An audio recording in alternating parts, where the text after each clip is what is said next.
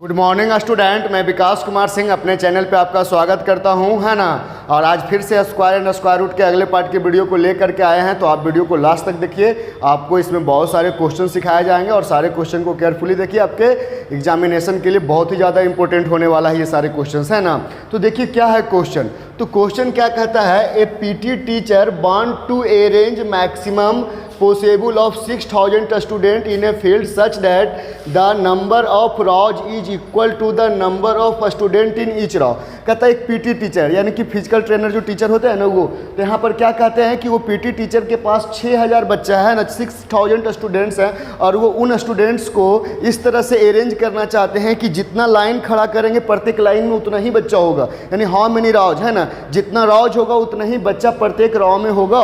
तो कहता है इतना करने के बाद कहता है ना, is equal to the number of each row if the 71 student left out of after arrangement, यानी अरेंजमेंट करने के बाद 71 स्टूडेंट्स बच जाते हैं। 71 स्टूडेंट क्या होता है, बच जाता है, यानी 6000 बच्चा है टोटल। 6000 बच्चा को स्क्वायर के फॉर्म में, स्क्वायर के फॉर्म कहने का मतलब क्या हुआ, प्रत्येक लाइन में उतना ही बच्चा रहेगा जय गो लाइन है ना, हाउ मेनी लाइन्स, है ना, जितना लाइन है उतना ही प्रत्येक बच्चा, प्रत्येक लाइन में उतना ही बच्चा होगा। इस तरह से अरेंज करता है। तो इस तरह से अरेंज करने के बाद देखा जाता है कि 71 स्टूडेंट बच जाता है, उसके बाद भी 71 स्टूडेंट क्या होता है, बच जाता है, अरेंज नहीं हो पाता है। तो यहाँ पर इसको हम बनाएंगे। तो पहले इसमें क्या क्वेश्चन पूछ रहा है, तो कहता है ना 71 स्टूडेंट वेयर लेफ्ट। तो आपको इसमें हमको बताना क्या है जी, तो इसमें पूछा जा रहा है क्वेश्चन ना कि कितना राउज लगा है, यानी कितना हाउ मेनी राउज है ना, यानी नंबर ऑफ राउज बताना है आपको। नंबर ऑफ राउज बताना है, तो नंबर ऑफ राउज कैसे होगा भाई, नंबर ऑफ राउज निकालना है ना। तो यहाँ पर क्या है, find the number of Rouse, यानी कि नंबर ऑफ राउज बताना, यानी कितने लाइन लगा ये बताना है। तो मेरे को नहीं पता है कि कितना लाइन लगा है, तो मान लेते हैं कि लेट सॉल्यूशन दे रहे हैं भाई, तो मान लेते कि let the number of Rouse, number of Rouse मान लेते हैं एक्स। टोटल कितना लाइन लगा जी, एक्स लाइन लगा, है ना, कितना लाइन लगा, एक्स लाइन। तो उसके बाद क्या हो जाएगा, then the number of students in each row, प्रत्येक रॉ में कितने बच्चे होंगे। तो अभी क्या कहा जा रहा था कि जितना लाइन है प्रत्येक लाइन में उतना बच्चा। तो मान लिया कि एक्स गो लाइन है, क्या गो लाइन है जी, एक्स गो लाइन है, तो प्रत्येक लाइन में एक्स बच्चा होगा, प्रत्येक लाइन में कितना बच्चा होगा, एक्स बच्चा होगा। अब उसके बाद हमको क्या करना है अकॉर्डिंग टू क्वेश्चन। अच्छा एक बात आप लोग बताइए, अगर आपके पास 5 लाइन है और प्रत्येक लाइन में 5-5 बच्चा है, तो टोटल विद्यार्थियों की संख्या कितना हो जाएगा, 5 × 5 25। अगर 8 लाइन है प्रत्येक लाइन में 8-8 बच्चा है, तो 8 × 64 हो जाएगा। अगर 15 लाइन है प्रत्येक लाइन में 15-15 बच्चा है, तो टोटल बच्चा कितना हो जाएगा, 15 × 15 यानी 225 हो जाएगा, है ना। तो उसी तरह से एक्स लाइन है, क्या लाइन है, एक्स लाइन है, अब प्रत्येक लाइन में एक्स बचा है, इतना बच्चा खड़ा हो गया। उसके बाद 71 स्टूडेंट बच गया था, तो अगर 71 स्टूडेंट उसको भी जोड़ दे, यानी इतना का स्क्वायर बन गया था। अब बाकी बच्चा जो बच गया था उसको भी जोड़ दिए, तो टोटल बच्चों की संख्या के बराबर आएगा। और टोटल बच्चों की संख्या मेरे को दिया हुआ है 6000। कितना दिया हुआ है, 6000। फिर से हम बताते हैं, पहले क्या होता है कि अरेंज किया, तो अरेंज करने के बाद 71 स्टूडेंट बच गया। तो पहले हम ये देखते हैं ना कि अरेंजमेंट में कितना स्टूडेंट अरेंज हो चुका है, कितना स्टूडेंट अरेंज हो चुका है, उन स्टूडेंटों की संख्या निकालना चाहते हैं। क्या निकालना चाहते हैं, उन स्टूडेंटों की संख्या। तो भाई कितना, मान लिया कि एक्स गो लाइन लगा, कई गो लाइन लगा, एक्स गो लाइन, तो प्रत्येक लाइन में एक्स बच्चा होगा। तो अभी क्या बोले थे कि 15 लाइन हो और प्रत्येक लाइन में 15-15 बच्चा हो, तो टोटल बच्चों की संख्या कितना हो जाएगा, 225। तो उसी तरह से एक्स लाइन है, प्रत्येक लाइन में एक्स, तो एक्स गुने एक्स स्क्वायर हो गया, यानी इतना बच्चा अरेंज हो गया। और उसके बाद जो बच गया अगर उसको भी जोड़ दे तो टोटल बच्चा की संख्या, तो यहाँ पर x × x किया, तो ये अरेंज हुआ बच्चा और ये बचा हुआ बच्चा 71 जैसा क्वेश्चन बता रहा था, दोनों को ऐड कर दिए तो टोटल बच्चों की संख्या के बराबर आ गया। अब देखिए यहाँ पर x × x क्या होगा, एक्स स्क्वायर प्लस 71 बराबर 6000 हो गया। मनने को वैल्यू x का चाहिए, तो ये 71 हटाना पड़ेगा, तो 71 प्लस में है तो उधर जाने के बाद क्या होगा, माइनस में हो जाएगा। तो एक्स स्क्वायर बराबर 6000 माइनस 71, तो 6000 में 71 घटाएंगे तो बचेगा 5929, है ना, 59 और क्या बचेगा, 29 बचेगा। तो ये आ गया एक्स स्क्वायर बराबर, तो देयरफॉर एक्स बराबर क्या होगा, तो ये स्क्वायर जब उधर से हटेगा क्योंकि एक्स चाहिए तो स्क्वायर हटाना पड़ेगा, तो स्क्वायर उधर जाके क्या होगा, रूट होगा, तो अंडर रूट 5 9 क्या होगा 29 होगा। अब इसका स्क्वायर रूट निकाल लीजिए, आप लोग तो जानते हैं स्क्वायर रूट निकालने के लिए क्या होगा भाई, स्क्वायर रूट निकालने के लिए क्या करेंगे, तो यहाँ पर हो गया 7, स्क्वायर रूट निकालिए भाई, कितना है 5 9 2 9, यहाँ पर लगा देंगे कितना 7 7 जब 49, बच गया कितना 0 1 2 9 7 जोड़ दिए, ये हो गया 14, 1 लिखेंगे 1 से मल्टीप्लाई करेंगे, तो यहाँ पर 7 लिखेंगे तो 7 से मल्टीप्लाई करेंगे, तो 7 7 जा कितना होता है 49 होता है, फिर 7 और उसके बाद 7 4 जा 28 और 4 32 का 2 बाकी हाथ में 3 7 और उसके बाद 3 10, ये देखिए कितने बार में, यानी इसका स्क्वायर रूट निकाले तो कितना आ गया 77 आ गया, तो एक्स का वैल्यू आ गया 77। तो क्वेश्चन क्या पूछ रहा था, नंबर ऑफ राउज, यानी कितना लाइन है ना, कितना लाइन हुआ, तो नंबर ऑफ राउज कितना हो जाएगा जी, तो द नंबर ऑफ राज, तो नंबर ऑफ राज बराबर कितना माने थे एक्स, एक्स बराबर आया 77, यानी टोटल 77 लाइन। अगर पूछता कि how many student in each Rao, अगर आपसे पूछता how many student in each row, तो यहाँ पर कितना है 77 है, तो प्रत्येक 77 को लाइन है, तो प्रत्येक लाइन में 77 स्टूडेंट्स रहेंगे। तो अगर पूछेगा एक लाइन में कितना भाई बच्चा है, तो 77 बच्चा है ना। अब चलिए दूसरा क्वेश्चन भी कुछ इसी प्रकार का है ना, सेम इसी स्टाइल का दूसरा भी क्वेश्चन है। देखिए दूसरा क्वेश्चन क्या कहता है, a general wishing to arrange his man who were 1098, कहता है एक जनरल है जो क्या करता है अपने आदमियों को क्या करता है अरेंज करना चाहता है। वो कितना आदमी है भाई 1098 है, 1098 व्यक्ति है और उसको अरेंज करना चाहता है स्क्वायर के रूप में। स्क्वायर के रूप मतलब समझते हो ना, स्क्वायर का मतलब क्या बताया, जितना लाइन प्रत्येक लाइन में उतना ही, तो यहाँ पर जितना लाइन बनेगा प्रत्येक लाइन में उतना ही आदमी होगा, जितना लाइन बनेगा प्रत्येक लाइन में उतना ही बच्चा उतना ही आदमी होगा। तो उसी तरह से वो जनरल जो है ना अपने आदमियों को क्या का स्क्वायर के रूप में खड़ा करना चाहता है, तो उसके बाद क्या पाता है ना कि in the form of the square found that there were 9 men left over, और उसके बाद जब वो स्क्वायर के रूप में खड़ा किया तो 9 आदमी बच गया, 9 आदमी क्या हो गया बच गया। तो हाउ मेनी कहता है how many men were there in each row, तो प्रत्येक लाइन में कितने आदमी हैं, यानी प्रत्येक लाइन में कितने आदमी हैं, यानी क्या हुआ देखिए कितना है मेरे को मालूम नहीं। मान लेते हैं कि x गो लाइन लगाया, कई गो लाइन लगाया, तो x गो लाइन में लगाया, तो प्रत्येक आदमी में प्रत्येक लाइन में आदमियों की संख्या कितना होगा x।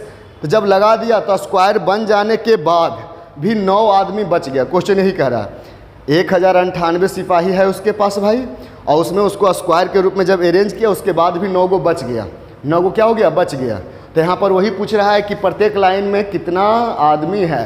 तो यहाँ पर मान लेते हैं क्वेश्चन में सॉल्यूशन कि let the number of main in each raw number of main in each raw बराबर कितना मान लिया x, प्रत्येक लाइन में कई गो आदमी है x गो है, तो देन नंबर ऑफ राउज कितना हो जाएगा, then total number of rows, तो टोटल कितने कतार हो जाएंगे, कितने लाइन हो जाएंगे भाई, x लाइन होगा, प्रत्येक लाइन में अगर x आदमी है तो लाइन भी क्या होगा x गो होगा। अब अकॉर्डिंग टू क्वेश्चन अब ये क्या दिया हुआ 1098 टोटल आदमियों की संख्या दिया है, तो हम भी टोटल आदमियों की संख्या निकालेंगे और दोनों को बराबर करेंगे, तो समथिंग बराबर समथिंग, जैसे ही बराबर मिला समझो इक्वेशन मिल गया। क्या मिल गया, इक्वेशन मिल गया।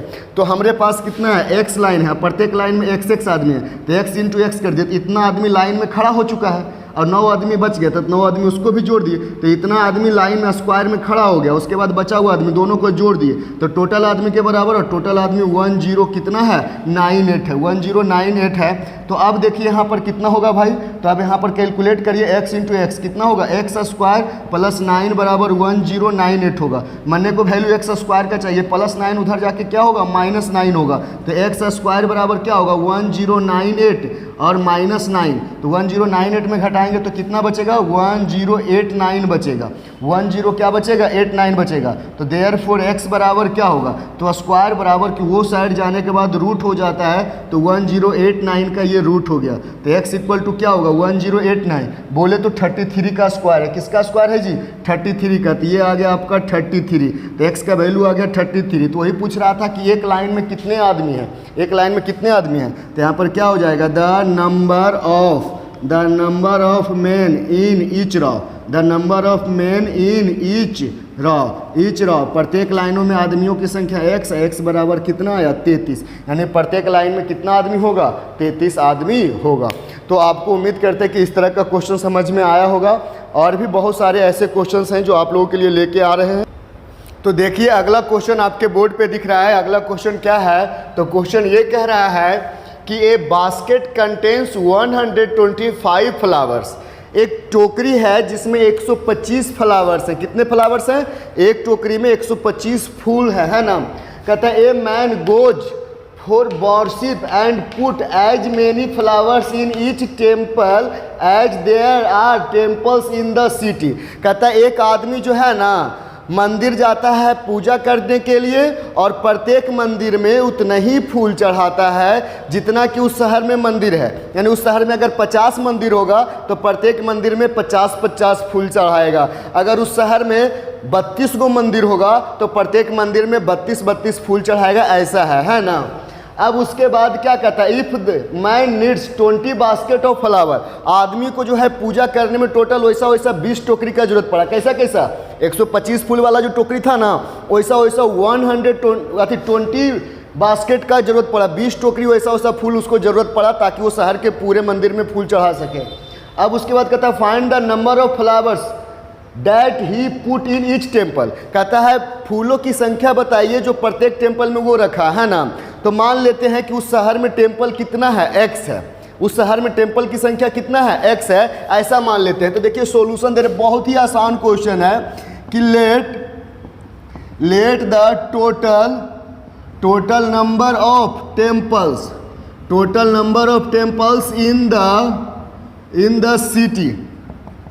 इन द सिटी बराबर क्या मान लिए x। उस शहर में टोटल कै गो मंदिर है जी, x गो मंदिर है। तो यहाँ पर क्या करेंगे, the number he puts the number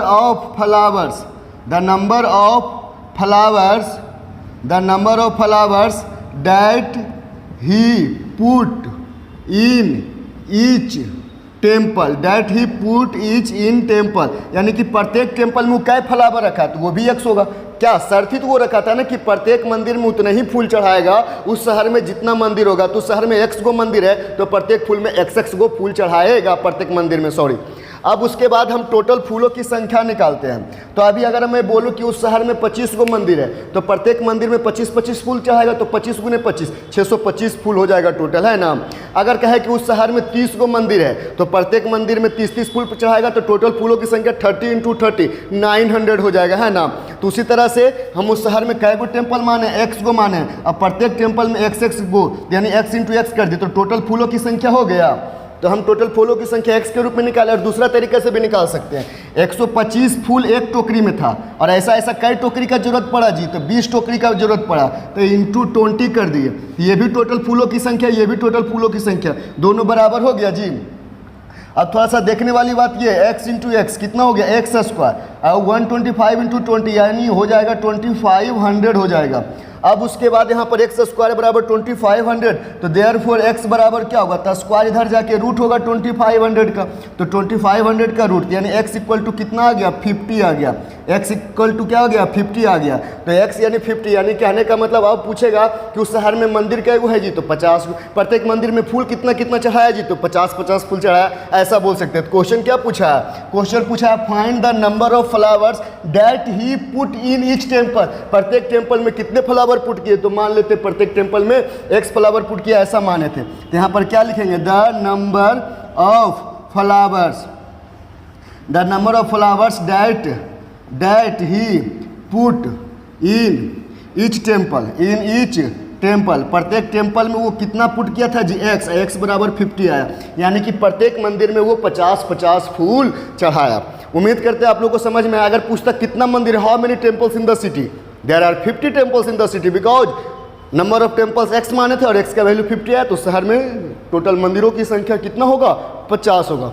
अब देखिए बहुत आसान सा क्वेश्चन है, area of an equilateral triangle is 24√3 centimetre square. एक इक्विलैटरल ट्रायंगल है, इक्विलैटरल ट्रायंगल समझते हो ना, a triangle whose all sides are equal, a triangle whose all sides are equal, इसको हम लोग क्या बोलते हैं, इक्विलैटरल ट्रायंगल। तो इक्विलैटरल ट्रायंगल का एरिया दिया हुआ है, इक्विलैटरल ट्रायंगल का क्या दिया हुआ है, एरिया कितना 24√3 सेंटीमीटर स्क्वायर। तो पूछ रहा है इसका पेरीमीटर।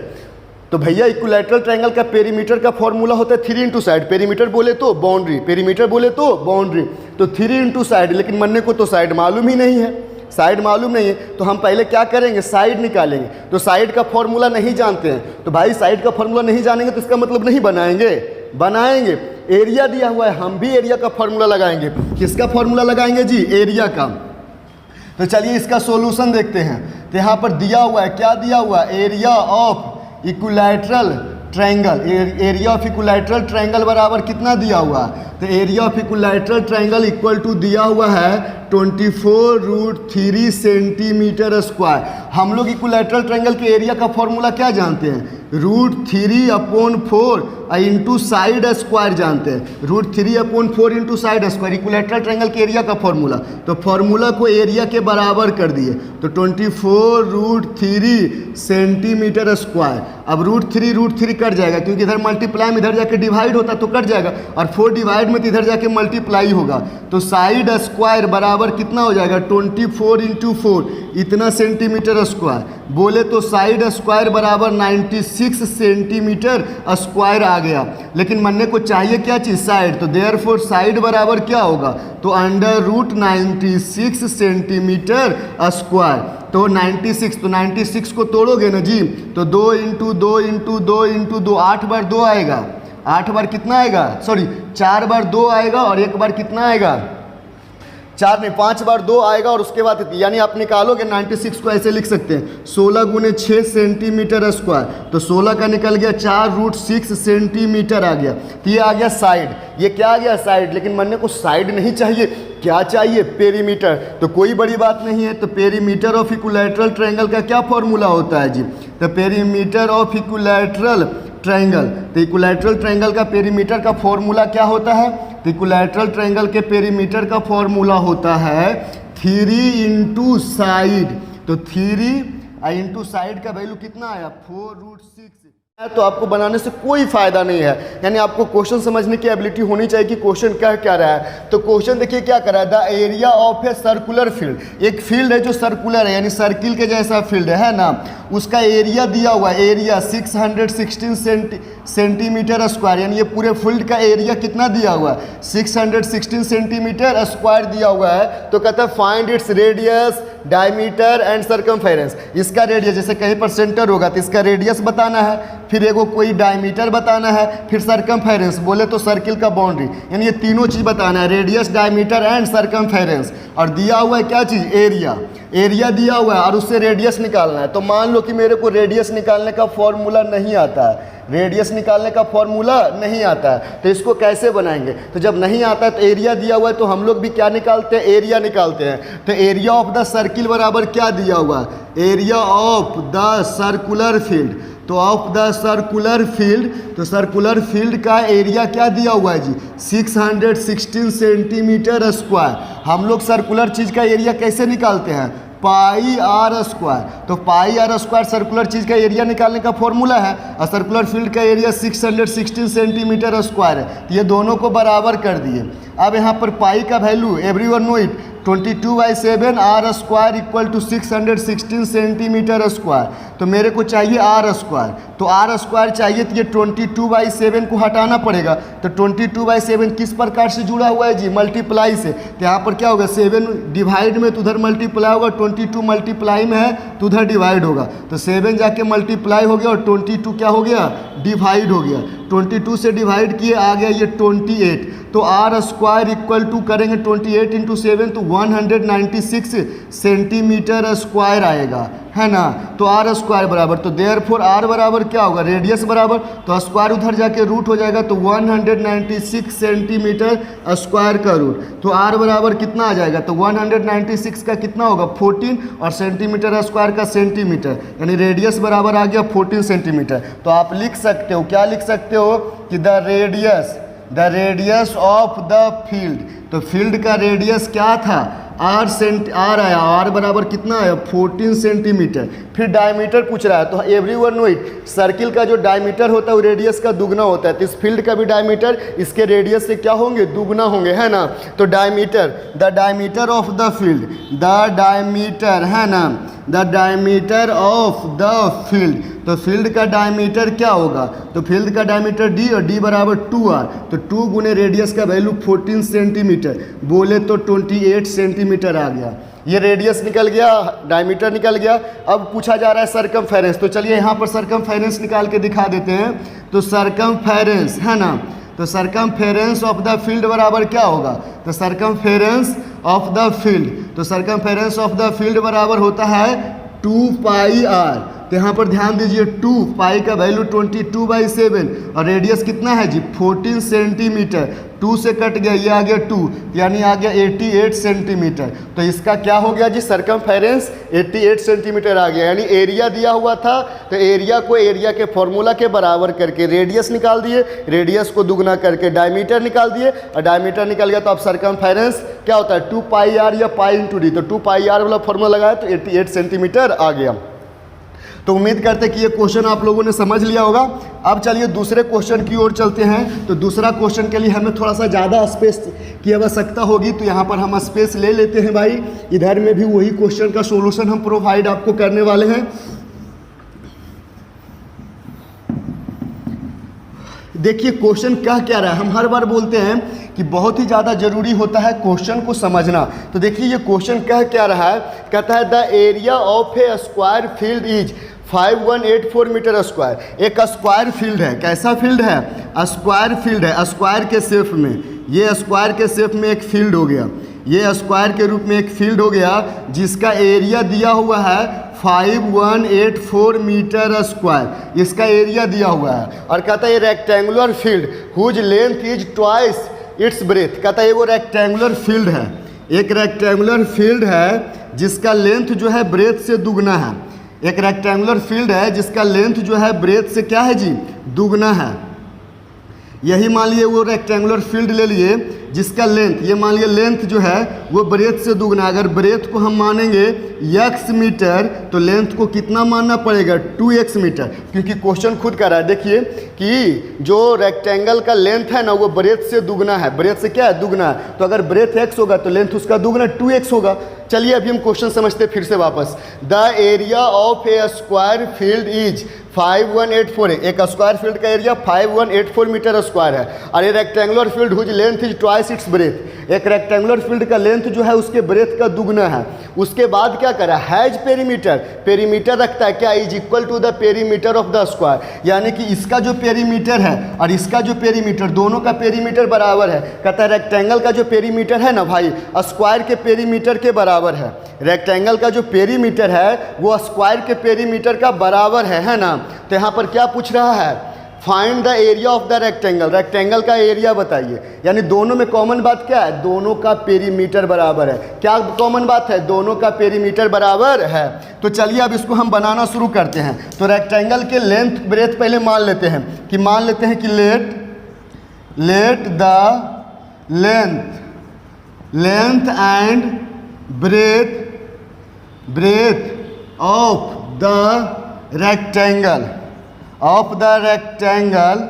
बराबर कितना मान लेते हैं, तो पहले length and breadth of the rectangle are, तो पहले लेंथ लिखे हैं तो लेंथ दुगना है तो 2x मीटर, एंड ब्रेथ, तो ब्रेथ को कितना माने हैं x मीटर रेस्पेक्टिवली बोले तो पहला लेंथ है और दूसरा ब्रेथ है। अब लेंथ ब्रेथ मान लिए, अब रेक्टेंगल का पेरीमीटर कब निकलेगा, जब स्क्वायर का पेरीमीटर मालूम रहेगा, तो यानी जो स्क्वायर का पेरीमीटर आएगा वही रेक्टेंगल का हो जाएगा। तो स्क्वायर का पेरीमीटर निकाल दीजिए और जितना स्क्वायर का आएगा उसी वैल्यू को हम रेक्टेंगल का क्या बोल देंगे, पेरीमीटर, है ना। तो अब क्या करते हैं जी, अब निकालते हैं स्क्वायर का एरिया दिया हुआ है, तो पहले क्या निकालते हैं, एरिया ऑफ स्क्वायर से हम साइड निकालते हैं। तो area of the square field, कैसा फील्ड, स्क्वायर फील्ड का एरिया क्या दिया हुआ है 5184 मीटर स्क्वायर। हम लोग एरिया का क्या फॉर्मूला जानते हैं स्क्वायर में जी, साइड स्क्वायर, तो साइड स्क्वायर बराबर कितना हो गया 5184 मीटर स्क्वायर। तो साइड है स्क्वायर तो उधर जाके रूट हो जाएगा, तो साइड इक्वल टू कितना आ जाएगा, तो साइड इक्वल टू होगा 5184 का अंडर रूट होगा इतना मीटर स्क्वायर। तो यहाँ पर साइड बराबर फाइनली क्या आ जाएगा, तो साइड बराबर आपको आ जाएगा side of the square field. तो स्क्वायर फील्ड का साइड कितना हो जाएगा, तो स्क्वायर फील्ड का साइड तो कितना है 5184 का स्क्वायर रूट है भाई, लगा दीजिए 7 7 जा 49 बच गया 284, 7 जोड़ दीजिए कितना हो गया 4 हो गया। अब 1 लगाएंगे 1 से मल्टीप्लाई करेंगे 2 लगाएंगे 2 से तो आएगा 72, कितना आएगा जी, उसका स्क्वायर रूट निकालेंगे तो 72 मीटर आ गया। तो ये आ गया क्या चीज़, स्क्वायर का साइड आया। अब स्क्वायर का क्या निकालते हैं, पेरीमीटर। तो perimeter of the square field, perimeter of the square field. तो स्क्वायर फील्ड का पेरीमीटर क्या होगा 4 इंटू साइड, तो 4 इंटू साइड 72 मीटर, बोले तो कितना 288 मीटर आ जाएगा।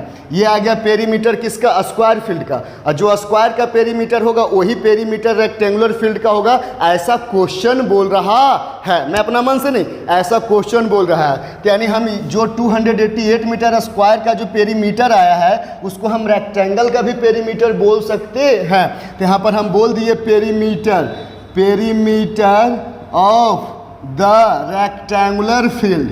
तो perimeter of the rectangular field बराबर हम कितना बोल दिए 288 मीटर। लेकिन हम लोग रेक्टेंगल का पेरीमीटर क्या जानते हैं, हम लोग तो ये नहीं जानते हैं जी 2 इंटू एल प्लस बी बराबर 288 मीटर। तो यहाँ पर ध्यान दीजिए 2 इंटू एल, एल को कितना माने, एल को 2x माने और बी को कितना माने x। तो यहाँ पर कितना हो गया 2x प्लस x बराबर 288 मीटर, मीटर इधर भी रहेगा कट जाएगा, वही कारण मानते समय ही मीटर देते ताकि कैलकुलेशन में मीटर लिखने की आवश्यकता ना हो।